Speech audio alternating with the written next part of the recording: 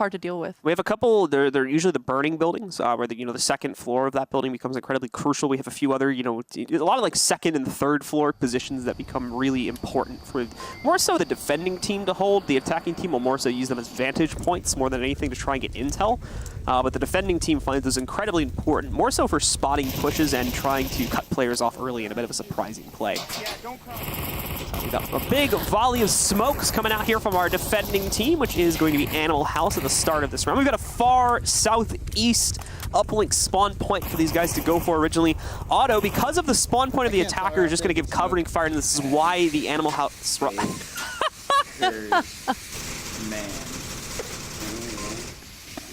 Oh, are they doing patty cake? They're doing patty cake. Okay. Animal House, my new favorite team. Where are they? Where are they at right now? Are they? Is that scissors?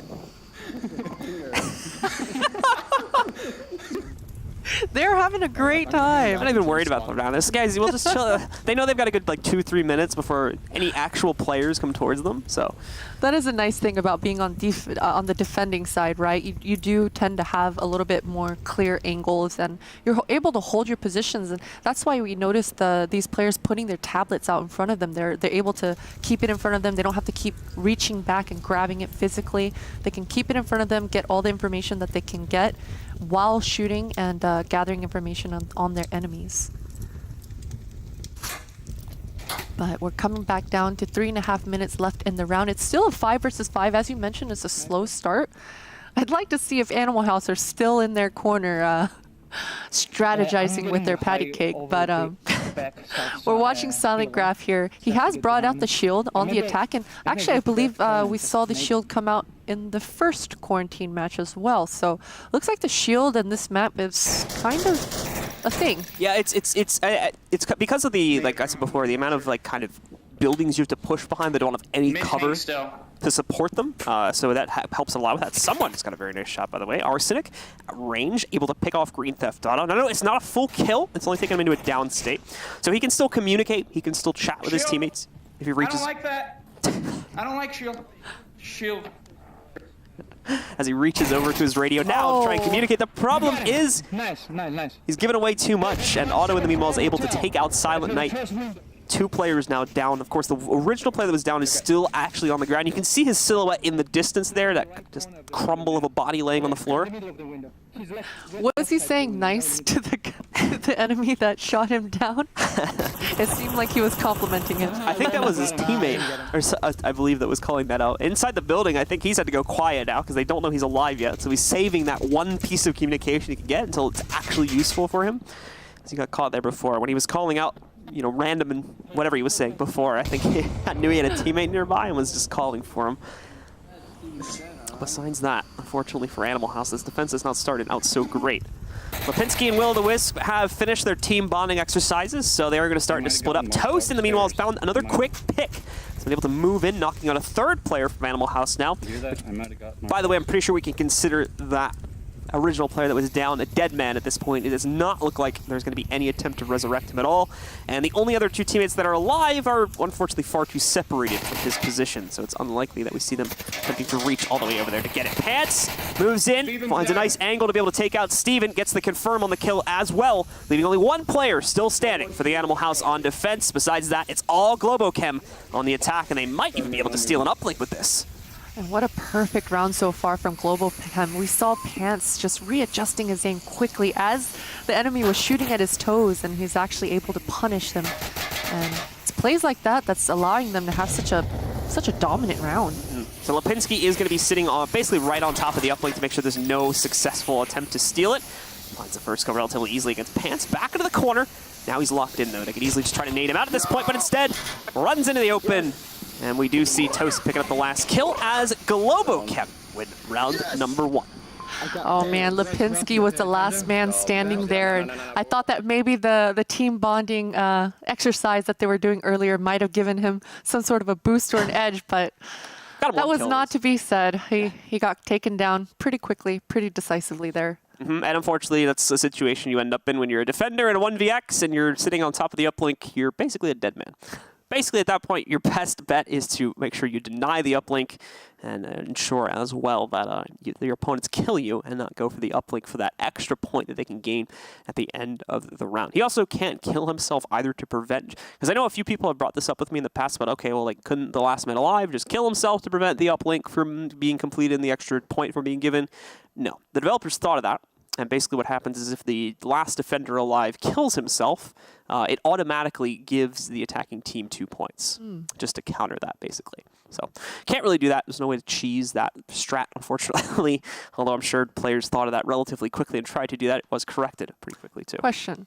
What if the Globochem were in such an advantageous position by numbers there? What if they just left him alive and went straight for the uplink to gain that extra point? Well, that's what they think they were trying to do by pushing all as one. The problem is that last man alive was sitting literally like right on top of the uplink. So it would have been very difficult to actually accomplish that without having to, because TTK is so low, if they basically sat back and tried to not kill him, they would have all gotten mowed down, because you do have to get relatively close to the uplink to be able to send the code. So it would have been pretty easy for him to just take out the entire team if they were specifically just not going to shoot at him. So you kind of get forced into a situation like that. It's not viable to just throw all your bodies at him, unfortunately. Well, once again, we end up with the street duel here between the two teams, and it's Silent Knight from Animal House that comes out on top of it. Only one so far, though. Finding it down. Not a kill, though. Only one player being taken into a downstage. Only one did cross. There still could be a res happening for Globochem here. And there it is. It's Thunder Pilot going to be brought back up by Arsenic. Nice quick revive there. And as we mentioned earlier, the uplink is in the same position. We've just swapped the sides, and we've got Animal House now on the attack. Let's see if they can't put a point up on the board. I have faith that their team building exercise will prevail. Green Theft Auto is somehow going to stay alive out of that exchange. Arsenic did get brought down for Globochem, but Globochem is a reviving powerhouse right now. Very quickly, that down player is going to be brought back up. Animal House don't have that luxury, and this is a rare sight, a bolt-action rifle from Lipinski. It's very, very rare, at least from my personal experience, that we see a player even go for one. So this should be fun to see if it can find any hits. Keep your eyes out for Lipinski on the kill feed. It seems like on a map like this, a gun like that would be really impactful if you're able to find anything. I'm crossing my fingers for Lipinski. I like his position. I like this angle. He's in a very elevated position, and as we discussed earlier, the elevation on this map it's real. The problem for him is going to be, though, because he's sitting on one of the plane wings right now. So the problem for him, though, is that his teammates have moved so far now that he's also going to have to change position. And this is the ultimate, pitfall of a DMR in a lot of these maps, is that you end up in a situation, especially if you're the last man alive, where you kind of have to make a play, and you're not really going to be able to use a bolt-action rifle that close up. So you often end up in a situation where you have to use your sidearm, and that will normally not win fights, just because of the amount of extra shots you're going to have to put in the target to take them down. So got Silent Knight still looking for a path forward. Time still in a pretty good position here for Animal House, considering the amount of forward progress they've made. And besides the one player being lost, they actually haven't really taken a whole lot of damage besides that. In fact, now they finally get their full-on trade. Silent Knight going for a bit of a risky cross here through the central street. Manages to make it without taking too much heat, though. Problem, however, comes in with Globochem's Toast, finding the most recent trade against Green Theft Auto. Silent Knight, some quick reactions from him, but just barely gets the win against Arsenic.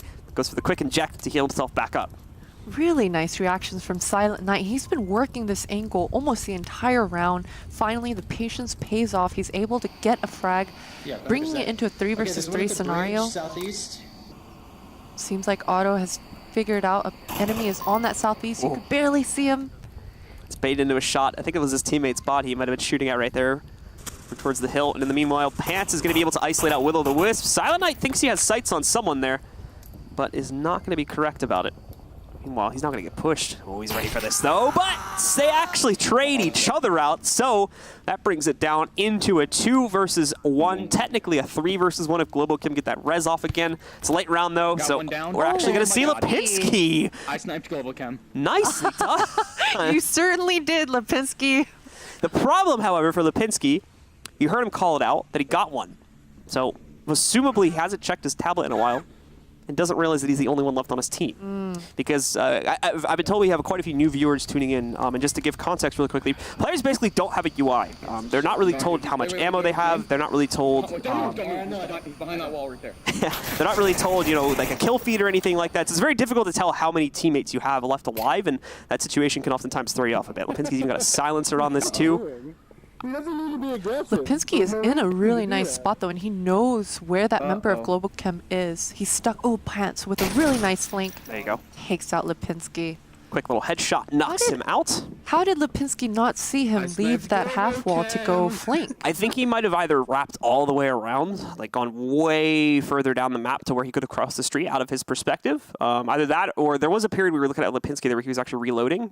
So I think he might have caught them during that transition as well, and that's when he might have made the cross the street. So it could have just been unfortunate timing for Lipinski's sake there, and that's the reason why he got knocked out. But hey, first time we actually caught a DMR kill on the stream. So that sounded nice too. At least as far as I can remember, we've never actually caught a DMR kill from Onward before on the stream. So there's a first. That was a satisfying, the bullet sound. Yeah. And, you know, it's so satisfying when you get kills like that and that the sound cue comes into your ears, just like, yes, I got him. It feels good to be the marksman when it's working. Unfortunately, in that situation, he failed to realize that he was just alone. So as soon as he fires that shot, they have a lock on where he is, and they can just pull off a flank like that. And like I said, it's a pretty unwieldy weapon still. So it's not like it's going to be some... Because the weapons do kind of have like a weight to them when you're playing in game. So it's not like something you can just kind of like whip around really quickly onto another player and take them out. You would probably have to pull out your sidearm as kind of as fast as possible and try to get a kill that way. But just switching weapons in general is probably not going to be a very reliable way to pick up a kill, since TTK only involved, for the most part, 2 to 3 bullets. For sure. And it looks like the uplink has moved positions towards the middle north mall on the mini-map here. And, you know, Blue, what I've noticed is when this uplink is more central, when it's more towards the middle of the map, that is where a lot of the action happens. And so these types of rounds, they end up being very chaotic and very fast. We'll see, as Globochem are already going for kind of a pinch maneuver here, at least from the west side of the map. We'll see how good of their control that they're going to be able to get here towards the south and north sides. If they want to go all the way around, they just try to kind of swarm in. We'll see on that in a little bit here, as Animal House definitely already catching on to the spawn, spreading their players out to West. Pants already locking on to Lipinski there. He's going to be able to take him out quickly to start off this round and give Globochem yet another advantage here. Globochem also, we should note, are on map point now. Whether they win it here with the uplink or for kills, if they take the round, the map is now over. Toast has a good angle, but overcommits, walks into a broken part of the wall, ends up getting knocked off by Will-O-The-Wisp. Pants finds his second kill on the round, knocking out Silent Knight here. We should note that the only kill against Globochem so far hasn't even been a full kill. It's been a down, and Animal House, what has happened? They've been wiped off the map entirely with Pilot and Thunder, Thunder Pilot and Pants, I believe, getting yet another kill. And all of a sudden, Animal House is down to only one man left. It's Steven. Did I hear that correctly? Yes, you did. Yes, you did. Well, he didn't see that one coming, as Pants is going to be able to down and eliminate Steven for, unfortunately, a relatively uneventful final round there. Pretty one-sided in the favor of Globochem, but decisive at the minimum, as we see them take control of this match 3-0. A perfect score from them and a perfect match to keep their ratings soaring higher as they attempt to steal away first place and the qualifying spot into the close